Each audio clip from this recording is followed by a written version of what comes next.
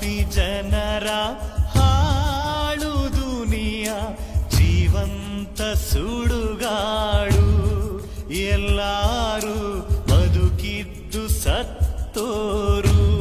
ಸಕ್ಕರೆ ನಾಡು ಮಂಡ್ಯದಲ್ಲೊಂದು ಕೃತ್ಯ ನಡೆದು ಹೋಗಿದೆ.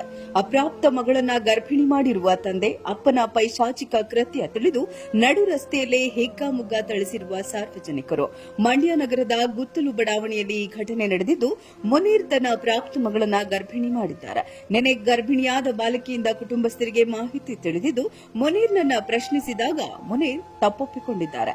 ಅಪ್ಪನೇ ಮಗಳ ಮೇಲೆ ಲೈಂಗಿಕ ದೌರ್ಜನ್ಯ ನಡೆಸಿದ ವಿಚಾರ ತಿಳಿದು ಧರ್ಮದೇಟುಗಳು ಸಿಕ್ಕಿದೆ. ವಿಚಾರ ತಿಳಿದ ಮಂಡ್ಯ ಈಸ್ಟ್ ಪೊಲೀಸ್ ಠಾಣೆ ಪೊಲೀಸರು ಸ್ಥಳಕ್ಕೆ ಭೇಟಿ ನೀಡಿ ಪರಿಶೀಲನೆ ನಡೆಸಿದ್ದಾರೆ. ಆರೋಪಿ ಮುನೀರ್ನನ್ನ ಥಳಿಸಿ ಸಾರ್ವಜನಿಕರು ಪೊಲೀಸ್ ವಶಕ್ಕೆ ನೀಡಿದ್ದಾರೆ.